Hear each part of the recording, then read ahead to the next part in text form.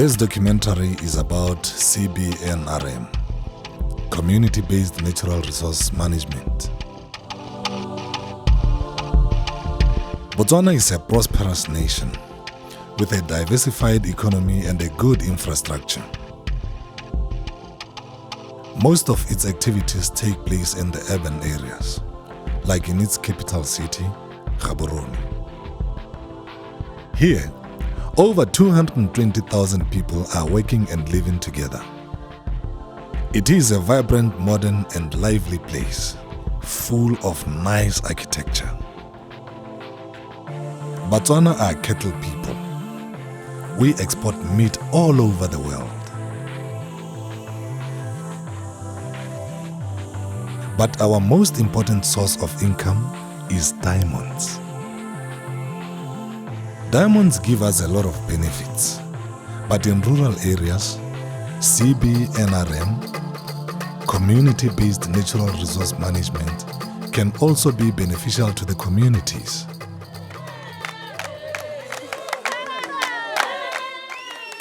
Botswana is blessed with a wealth of natural resources in its various ecosystems. We will take you to 3 different community projects. One project is in the Tsapong Hills. It is called Tshwaragano. Tshwaragano is a women's project and is spread over 26 villages in this region. These are all dealing with veld products.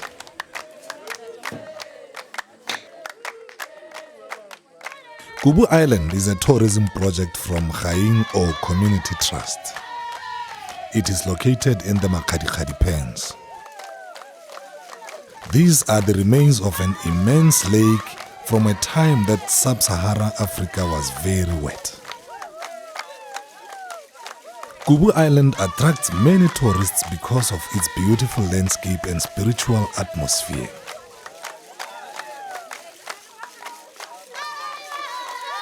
Another project is located in the Okavango Delta.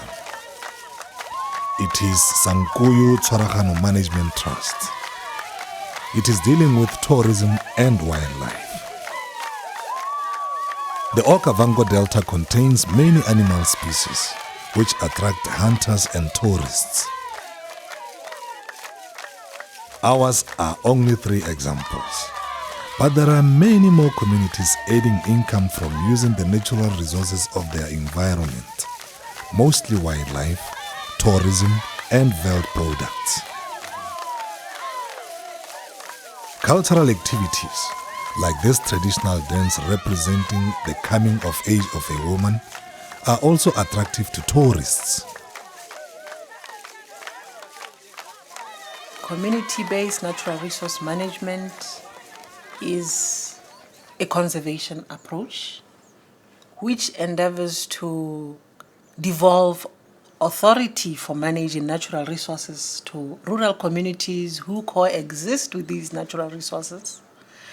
And while they are managing, to provide an incentive, we have seen it fit for those same communities to derive some economic benefit from the same resources. Really, it's a classic case of if you attach value to something, in the sense that it puts bread on your table, then you will want to see that something continuing forever, for posterity. So that is really the ground upon which CBNRM has been conceived. You must understand that Botswana are by nature agrarian.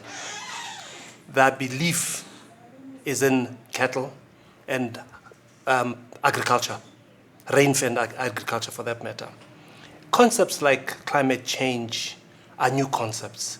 And therefore, where you want to change people's culture, so to speak, it becomes like a conflict. For instance, if I give examples, in the Kasani or Chobe or the Moremi, where there's an abundance of wildlife, people want to continue their natural way of living, which is plowing and rearing cattle. Yet because there's an abundance of wildlife, their crops get destroyed, their homes get destroyed, their cattle get eaten by carnivores. These are the challenges that we face. But there may be a greater gain to be gained out of going into tourism. And therefore, that conflict indeed does exist. And it's obviously one of the challenges of CBNRM to teach them that this can happen and they can make greater returns out of CBNRM than just pastoral or agriculture, or even trying to make the two coexist. Botswana started in earnest to have CBNRM in the 1990s, mid-1990s. And it was pioneered through a program that was supported by US government called Natural Resource Management Project. So that project started in 1993, and CBNRM has grown since then in Botswana. I think if there is any approach that we have that is going to alleviate poverty, it's CBNRM. If we target the 2/3 rural population that we have in our country, and we actually establish community-based organizations there which derive benefit from natural resources and therefore in turn see a need for these natural resources to continue to exist, then we will have really made it.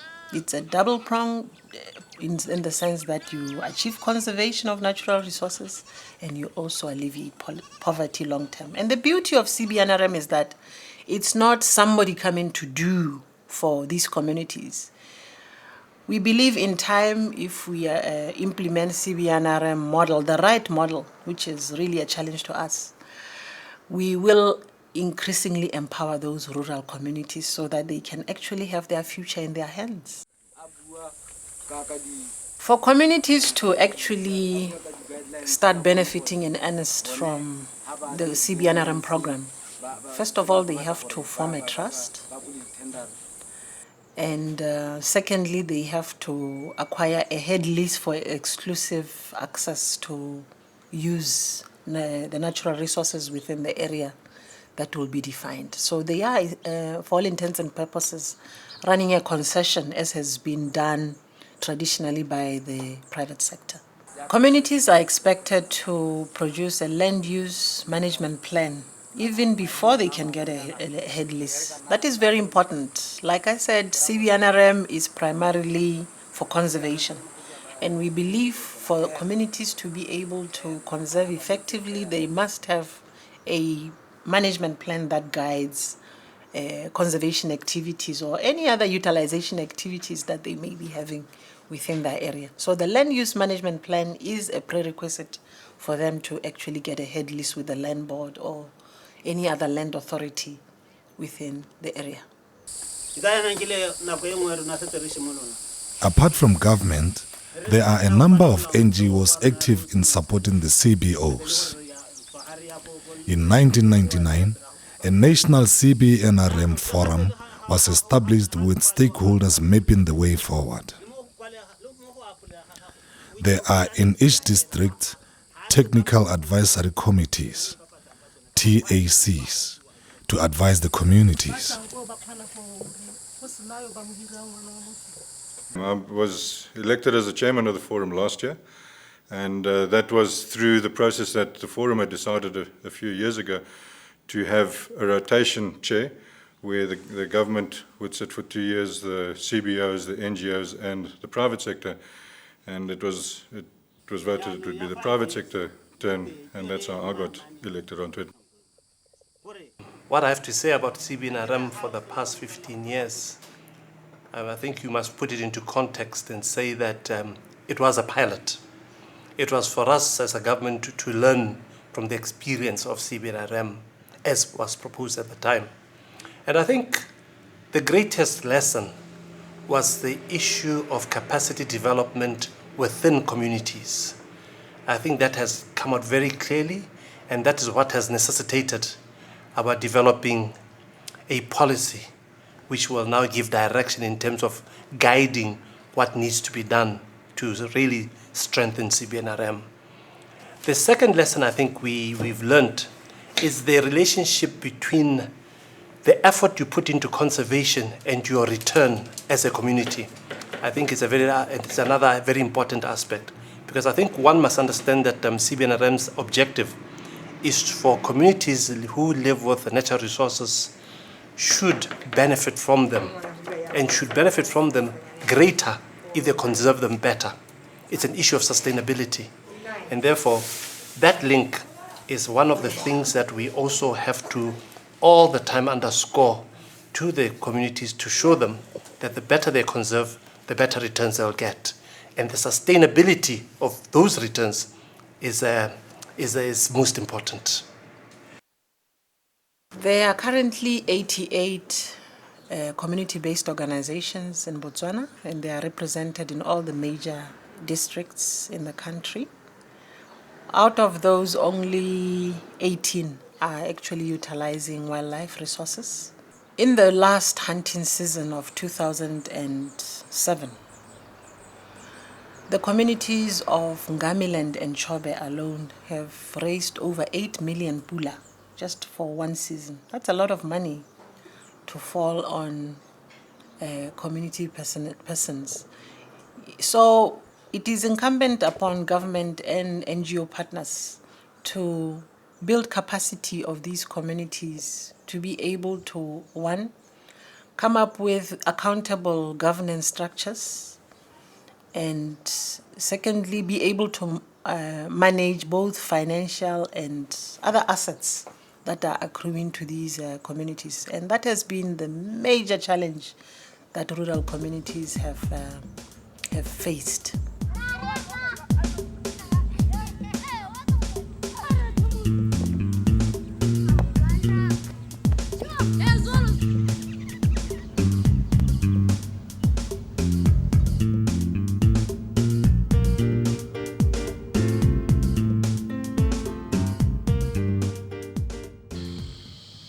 Mama timpele hele ngwana yo kyalema kelema kelenosi re hano mo masimong re ke nako ya temo gompieno jaanong re jala dijalo mo masimong a rona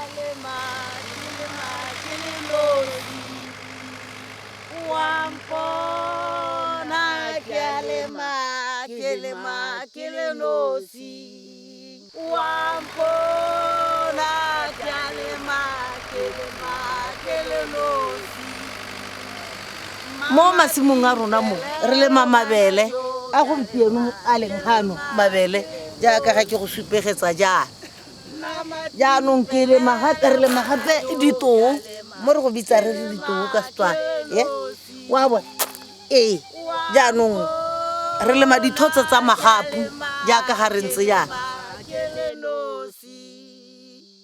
kgetseatsie ke mokgatho wa bomme ba kgaolo ya letswapo la makhubu a tswapong jaana mokgatho o tile ka ngwaga wa 1997 mo tswapong mo kgaolong ya rona ya tswapong mme o bidiwa thusang basadi mme re mo lebakeng le ga re ntse re tsamaya jaana thusang basadi a hetolelwa leina gato ke kgetseatsie e kgonwang ke go tshwaraganelwa go toa go twe bomme ba le nosi ba ka kgona ditiro tse di ka kgonwang ke banna jalo jaanong mme ga re ntse re tsamaya ga bo go tamo goreng re lebe mo lekhubung la tswapong mo re lebe re ga re leba jaana re ithela go na le dingwe tse rona basadi di ka re solegelang molemo kore kganyang thaine le yone phane ya bobedi ra leba mo nageng ra bona sethare se go tweng morula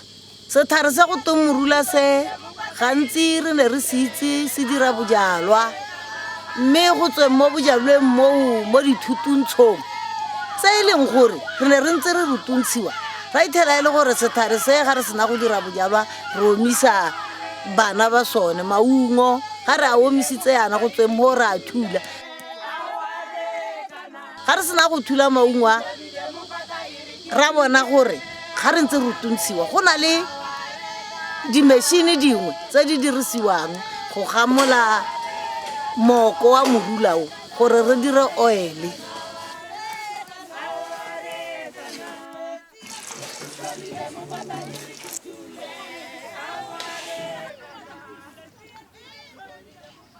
Se ke morula oil e dirisediwa go itshasa letlalo le o thegela le mathagatsedi gape le maseng baneng la kgona go e dirisa go itshela mo dinkong kana mo ditsebeng tse sireletsa le letsatsi le diphego.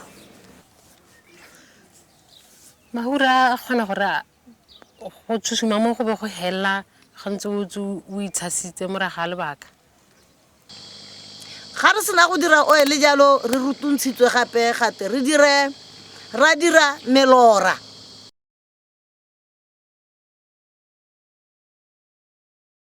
Maraka re o bonye segolobogolo ko mahatsheng a ko tenteng re o bonye through Phytotrade Africa re maloko ko Phytotrade Africa ya no ha re le maloko ya re ha re ile di-workshopong di-training annual general meetings ga re tsena ko ra be re ithala ba re rulaganyeditse bokopano le di-meeting wa di-buyers and sellers re kopana le bareki ba ba tswang ko mahatsheng a tsididi la go ipapatsa ko go bone le hana megala di address ka hale ka nna le ntse le latedisa ka teng.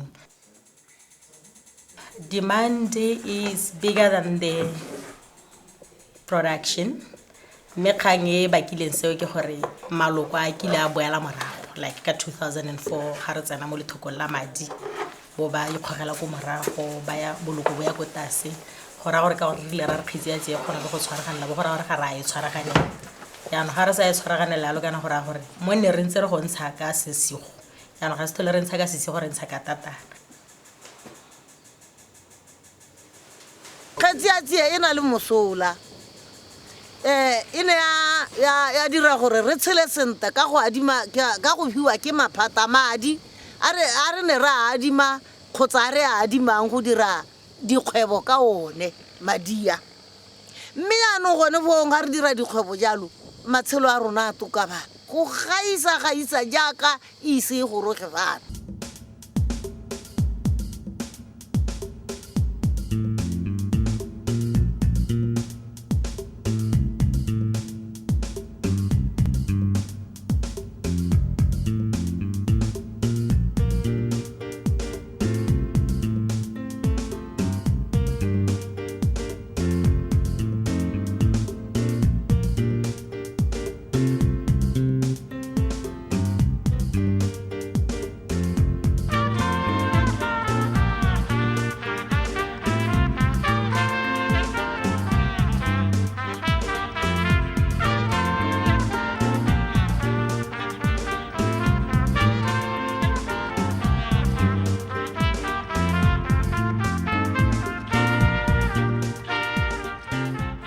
Field ga e dira bararo bere nna le safari reporter le re o bereka mo museum tota mo dikhubu go bona dio tse di tshwanang the stone wall le rago le ne le dirisiwa ke the great Zimbabweans ka dingwaga tsa bo 1000 to 1700 years ago gore boys were brought here for manhood and they were just kept in the stone wall. Only boys were brought here. And we have the stone canes. We have 400 to 500 stone canes here, which are just the markers for initiation schools. Berenale ko ritual place ko leng gore leader at the great Zimbabweans in nothing. After the great Zimbabweans left, they came the Sand people. The Sand people believe that God lives below the rocks. Ne bata kwano bata go rapela. Ba rapela pula. Ya no gone ko ritual place go no bona dio tse di tshwana the pottery fragments, ostrich eggshells tse ne di dirisiwa ke the Sand people. Berenale ko shrine. The shrine is the highest point is 20 meters above the flat. So ko ke gone go bewa dineo teng o ka bona dio tse di tshwanang di snaps di baga yana. So ba dio tse to thank their ancestors.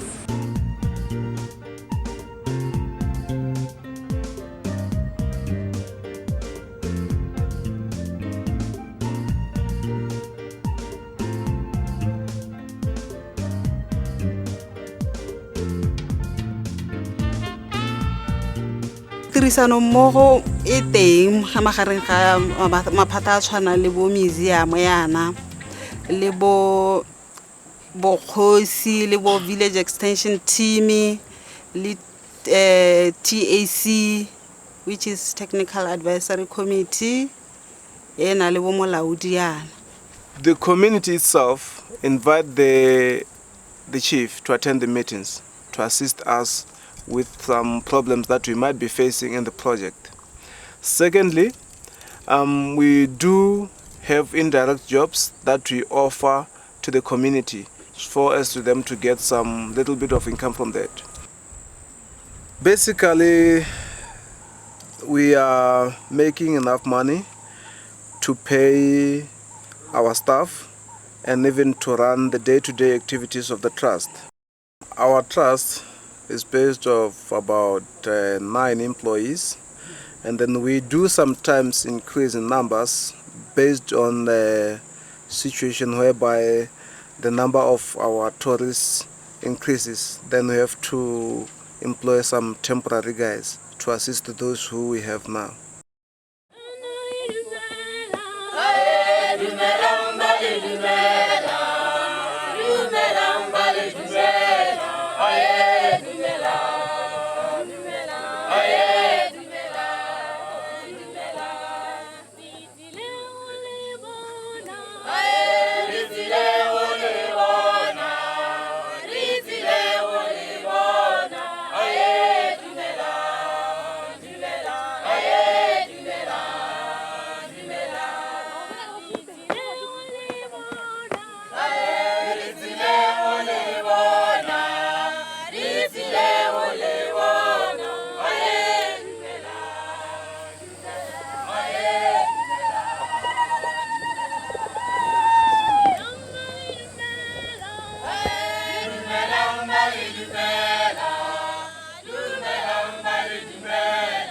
Dikgwebo tse re nang le tsone kana di-resources tse re nang le tsone gompieno re na le bo Kazekene le bo Shandrika le bo Santawane.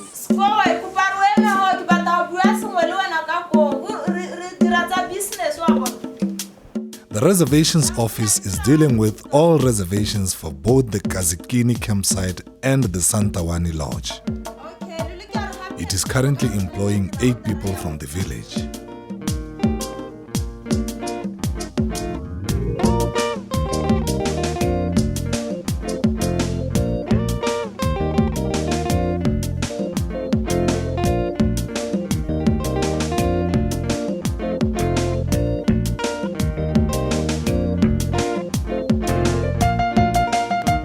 Gompieno jaana maikaelelo ke gore re pule ye nngwe ye re bidiwa Savannah campsite go bapha le Santawane gape ke tse re lebileng gore ke tse rona re di itirelang go tsenya madi mo letolong ka tsone re sa leba mo go ra safari hela.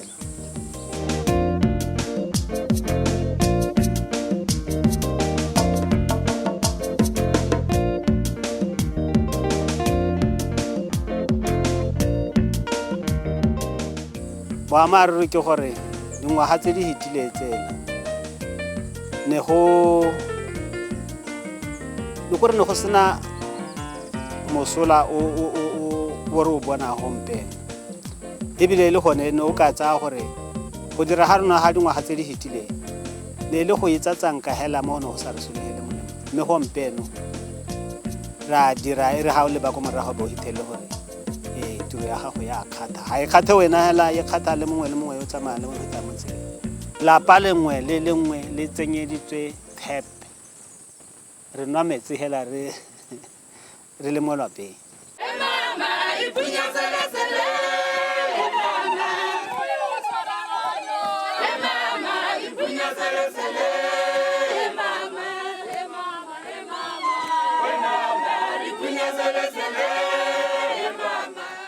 I think the success of the trust, each trust, will be determined by the community, the village leadership. When I say community leadership, I mean the Khosi and the councillor and the member of parliament. If this leadership fight with the board of trustees, then there's no trust. If the village is divided, there will be no trust. So we have to be together and respect the majority rule. CBNRM in Botswana has booked remarkable progress since its inception. It also shows that its potential for rural development and conservation is not fully exploited, and that also the execution of the project is meeting many challenges. In the next part, we will deal with these challenges.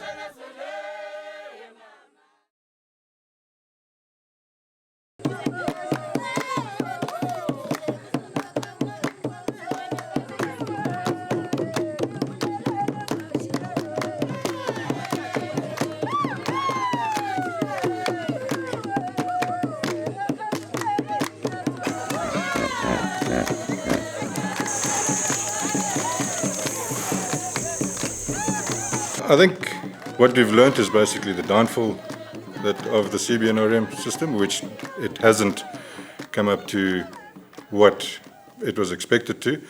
And I think that has been mainly because of the education of the communities at large in the villages. The general membership was lacking. I think the chairman, or the boards, the trusts, were not educated in basic business concepts or practice. So they had different ideas of what a CBO was going to be in their eyes. And with that, without the education, that's where you got a lot of mismanagement and misunderstanding of what the CBNRM system should have been, or I think was intended. I think where Khetsi may have lost a bit of direction and hope was because they were not generating enough revenue for the effort they were putting in. And there was an element of despair. I think what we need to do, and what I've asked the board to do for them, is to look at how to open markets for them. They were getting to manufacture candles, this and natural products, which they were giving on to others who were making more money than they were. And therefore, they were not able to sustain themselves. And the concept of Khetsi is a very good one, because it used other communities in their own way to then supply to Khetsi. So in itself, the way it was structured, it was actually absolutely fantastic. But I think the most important thing for the sustainability of Khetsi is to get them direct markets so they can make the returns, so the benefit of what they're doing out of conservation trickles down to the masses. When we come to benefit distribution, it's a going community trust. Project is seasonal. We do sometimes have problems, basically during rainy season. That is by the time when the number of our clients declines. And then we do have enough money, mostly in winter, when the number of our clients increases during peak season. The Sankuyu community, I must say, are probably the most advanced out of all the communities. They seem to have moved along quite a lot. They seem to have taken on a lot of the responsibility of trying to make a CBNRM program work for them.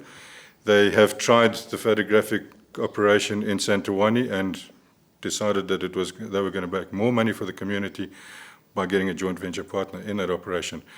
And with us being a joint venture partner in there from the hunting side, we provide meat for them, and obviously the employment in that, and various other assistances that we are required and we're committed to. But they have, with their attitude, is quite a long way ahead of most of the other communities. And I think the other communities have a way to go still to learn on it. But the capacity in all the other communities is low. And I think that's where the downfall was in the education of the boards specifically, and more the general members. As someone is trained into something in the community, they feel they're worth more by going and finding a job elsewhere, so they leave because the boards don't get paid. They get a sitting allowance, and with that you get an abuse of it in some areas where they sit regularly when they shouldn't. So a lot of money goes to sitting allowances that are not so productive at the end of the day on a regular basis. The whole concept of CBNRM is premised on the ability of the community knowing their own responsibility. If a board is mismanaging, it is the responsibility of the community itself to remove them, because they all have constitutions. And on the basis of the constitutions, that's how these CBNRM or CBOs are run.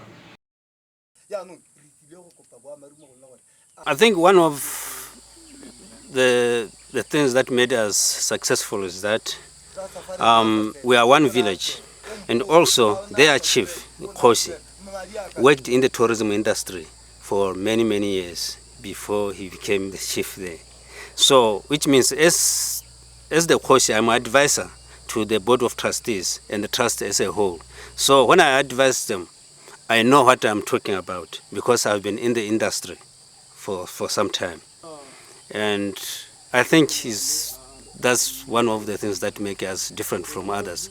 And also the constitution was made by the people. We didn't hire a lawyer to do our constitution. We did it and then gave the proposed, the proposed constitution to the lawyer to just put a lawyer language, law language in it. So each and everyone in the village, old, young, they know what is in there. Educated or not, they know what is in their constitution. So which means if the Board of Trustees go off the rail, they will just tell them that you are off. If I was against an issue and we vote and I'm beaten, I have to go with the majority. That's how we do in Sankuyu. That's one of the reasons why we are doing fine. The government has passed new legislation demanding communities that have acquired the sole right of exploitation of wildlife and land in a certain area should return 65% of their income to government. The 35% balance remains with the community. Government uses this income to establish a national environment fund, accessible to communities on a project basis. This will ensure a more equal distribution of income throughout the country, but this issue has sparked a lot of debate. The 35-65 policy actually comes from the realization that natural resources in Botswana belong to the state, and by so it means they belong to all Botswana, not to certain groups that live near the resource. The 35-65 is really only applicable to communities that have been given a concession area with a defined boundary, where they are given exclusive access rights to natural resources. Community-based organizations that exist in Botswana and are not in natural resource-rich areas, we want them also to benefit, to bear the impact of CBNRM. The little that they have, they should conserve, and they should have access to the 65% that is remitted in a common fund, as Botswana would access any government assistance. So we feel this benefits from CBNRM will spread throughout the country, and it will now get even greater buy-in by all Botswana. Kana ha re bua ka go aga capacity ya lekgotla, re bua ka go hira batho ba ba rutegileng ba ba gamogela madi a mantsi. Jaano kana ne re mo malatsi a setse madi a rona setse a lekanyegela e le 100% madi a rona, ne le gore 65% yo ke ne re duelang ka ne re hira ka ene batho ba ba amogela madi a mantsi. Jaano gompeno re na le mathata ka gore ga re itse gore batho ba re tata re ba duele jang. Lona le tlolla le botlhokwa thata le tlolla teng, mme hela ha ne le gore ne re ntse ga tsera buisana nka bo rona ne re ka ntsha mogopolo wa gore at least 20% wa kgwebo ya rona ke na a ye go le tlolla 80% e ne wa lekgotla. We have recently just had, well, obviously it's going to be implemented this year, the 65-35% that is going to come out of, part of the income. That, in some ways, I think it's fortunate, in some ways unfortunate, in that the communities at large don't understand it. And I say fortunate in that there's no real backlash as yet, but unfortunate in if and when they do understand what it is that's happening, they may lose the value for the resources that they're meant to be protecting by getting some income for it. And when that, I feel, with the CBNRM system, is to create a value for the rural people to look after the resources that they can get an income for. And obviously getting an income for something creates a value. So with that value going, hopefully there won't be too much of a backlash on that. I think it's a good idea that the government has come up with it, because I saw in some other books that from the community-based project that there are some areas that maybe use animals, they raise more money, some millions, that they end up not have done anything or benefited the community with.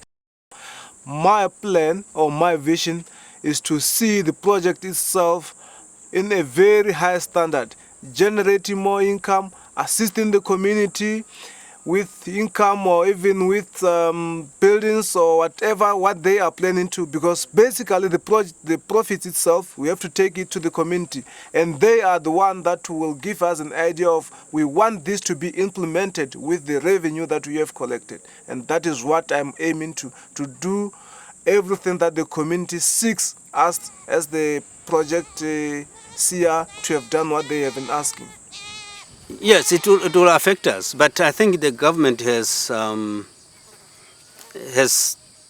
changed a little bit of the tone of the policy when they started it. When they started, they said they will take 65% of what we get from quota and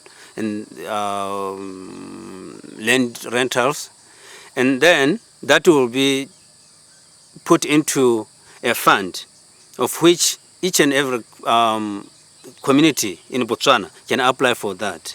Then we are against that. But the government has calmed down a bit and said, now the community that gave out the 65% will have the right for the first 12 months to reclaim that, provided they bring a proposal. Ra le mahela for nothing, ha re je sepe mo teng. Ka lebaka la ditong. Re ka bo re na le dipudi le ditongki, ga gona le ga le sepe se tshwana le seo. Ka gore ditao ya ka ra go di tsahela dipudi di tamo, ditao di a ja, diphiri di a ja, ba go hella ho. Jaanong sone seo ke sone se nko bua ka sone gore mme jaanong batho ba ga le gore ba bua ba tselwa 65% gape ke gore ke go ba imetsa le go hita kana lenaneo le la CBNRM thata nngwe la lone le tela gone gore batho ba ba go tenyana teng ba ga ba leme ga ba rue mme ba thuruntšhiwa ke diphologolo sone se lenaneo hantsinyana ana a rutediwa gore a tekwane ko dikgaolong. I believe that the policy is in a step forward. The reason I say that is because of the history of the CBO so far, where there's been mismanagement and all that, and no accountability. And because of having no legislation to be able to put in place to bring them to task, it's been difficult. There's been a lot of finger pointing and a lot of accusations, but no one's gone anywhere with it because there's no legislation.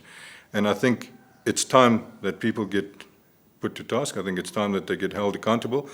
It's long overdue, but at least we have it, and I think it's a good thing. I think for the government, I think it's great. For the private sector, it's great. For the CBOs, I think initially they may not see it being great, but down the line, I think they'll appreciate having it if they understand what it's there for. I also just need to say that I think the minister has been instrumental in pushing for this to try and get a grip on it, and I think it's great that he's taken an interest in it as well, because it does make our life easier. If he's interested and he's prepared to move on with it, that's the only way we're going to get in. And when I say we, I'm talking about from the private sector, because it is frustrating to work with the communities if they're trying to run their business and our businesses at the same time and they have no idea of business. And I think this will probably put things in perspective and in place. So it has a future. All natural resources belong to Botswana, the whole nation of Botswana. And that's what's happened with our diamonds. We use our diamonds for the benefit of the entire nation. With this particular policy, we try adjust, because diamonds normally don't jump out of the ground and destroy your crops and eat your cattle.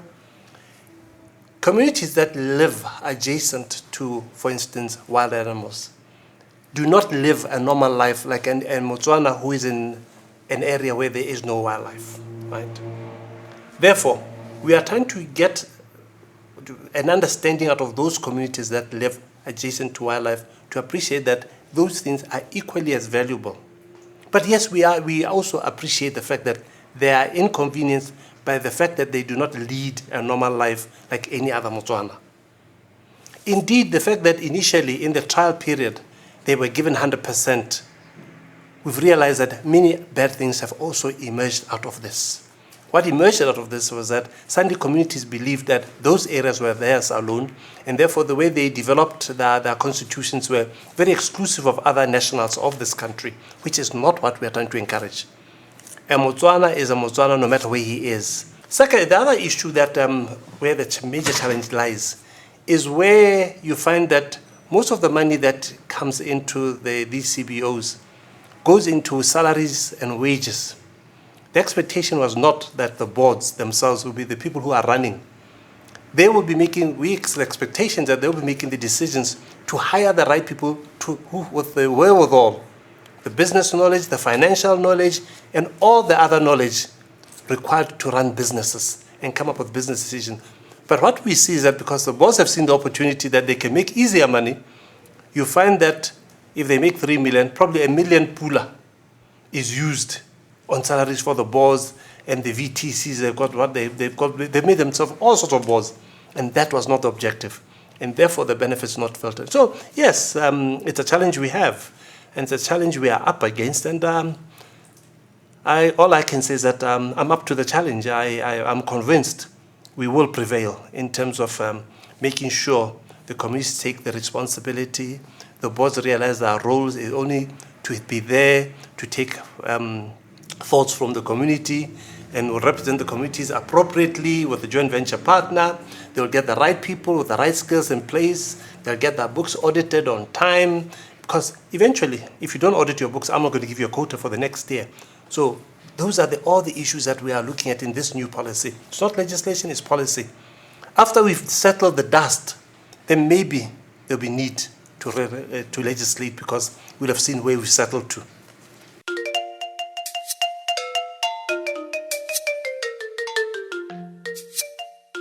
That is my vision, and that's a vision of this ministry.